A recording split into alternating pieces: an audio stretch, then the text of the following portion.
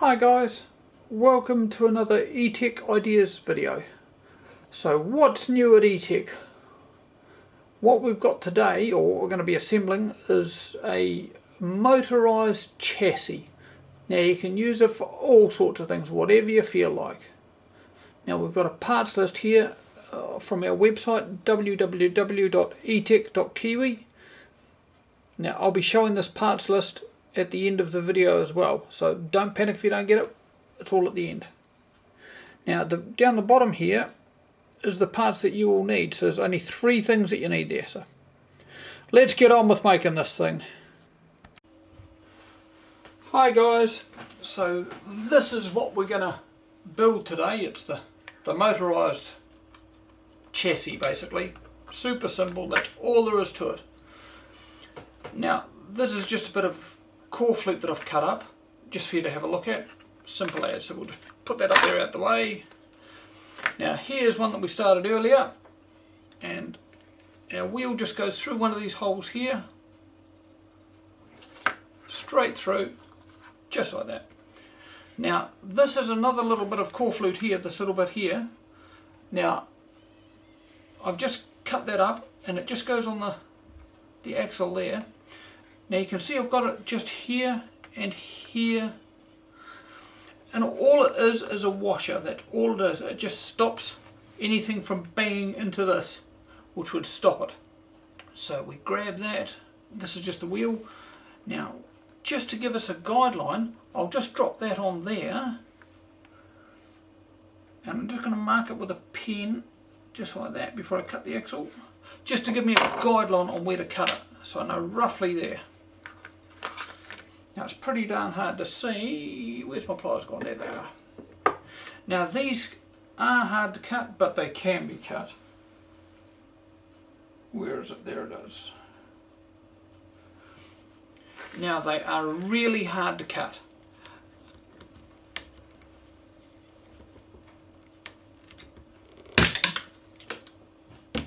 Just like that.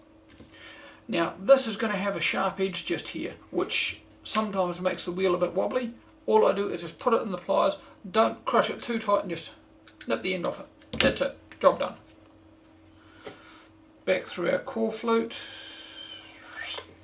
just like that. That actually looks a bit long still. We might need to cut a bit more off. Yep, no, we need a bit more off there.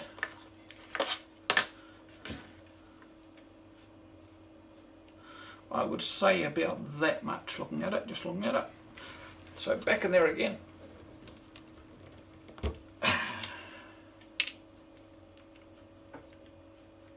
Just take the edge off again, just like that.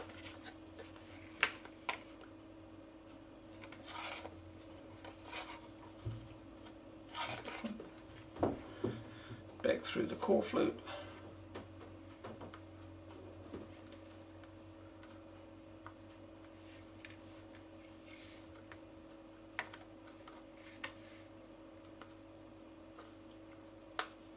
It's still a little bit long, but it'll do all I want.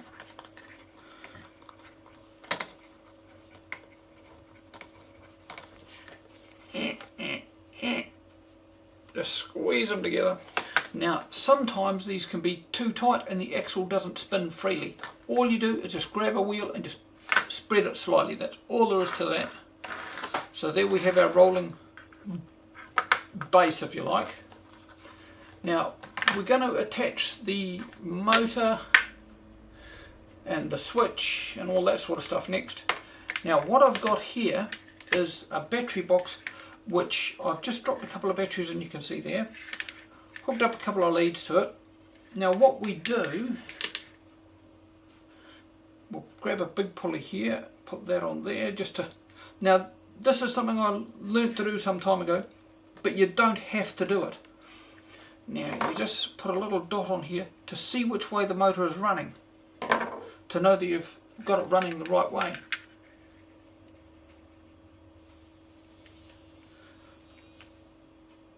So that's going that way, which is the correct way. Now as you can see, I've marked a black line just there. That's just to tell me that the black is for the black lead. It's that simple. It's just so you know it's going in the right direction. That's all it is. So where's our motor mount? There it is. Let's get rid of these jumper leads. We won't need them again. Now with the motor mount, it's dead simple. A little bit of hot glue on here. Just like that. And onto here. Now you can see that I've actually marked that. What you do is grab your rubber band, plonk it on here, and you've got to get up to here. So it just gives you a clue as to where you need to be. That's too loose. Anything like that is too loose. Now you know the centre of your motor is going to be here, roughly. It doesn't have to be super tight, there's no exact measurement, that's all there is to that. So that goes over there.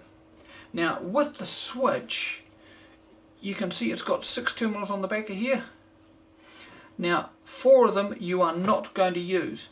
And what I've learned is that you just grab a pen and just mark the 4 terminals that you're not going to use. Just so you know you're only using these 2. And you can't get that wrong, it's simply a little bit of glue. That's a little bit of, where am I going here? I've forgotten. You can do either terminal to each thing, it doesn't make any difference.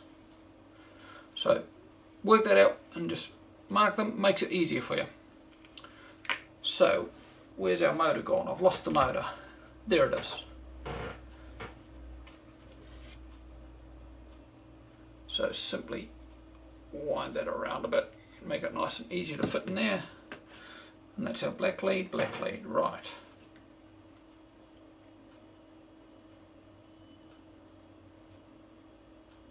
Just like that. That's all there is to that. This one goes to there.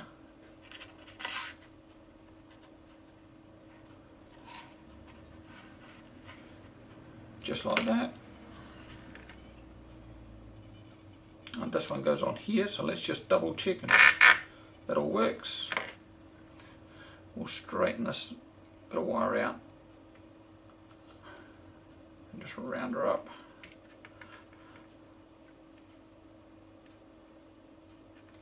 It would help if I could see. I can't actually see, so it might take me a bit to get through this hole here. That's not right, I can see from here.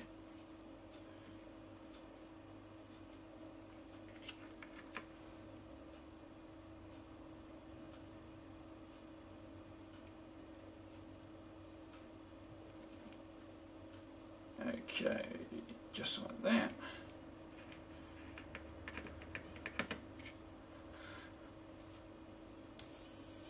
That's all there is to it.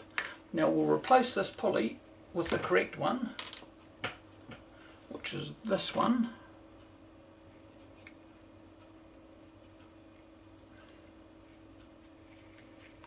And this just pushes down on here, piece of cake. Just like that.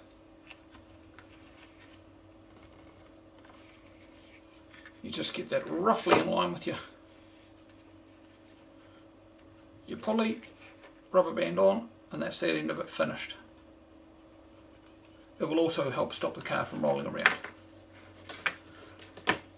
Now the battery I put up here, the switch I put at the back. Now that's so that you can lift the back of the car and turn it on, and it's not going to go anywhere and not going to run you over. It's that simple. So all we do is a little bit of hot glue,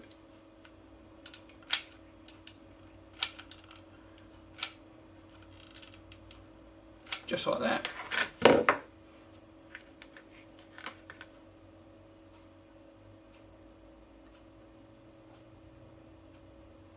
ETS.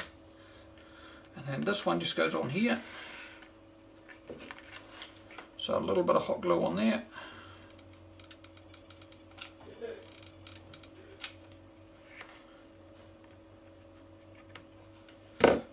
And on there.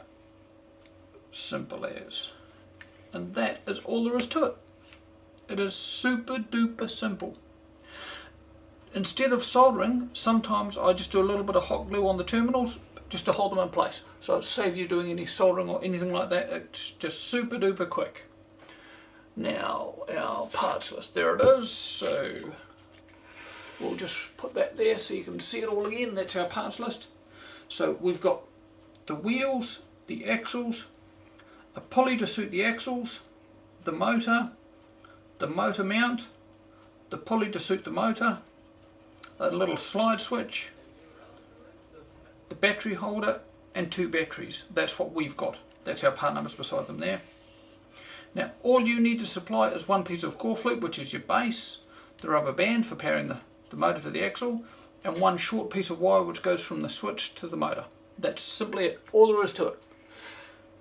Alright, cheers guys.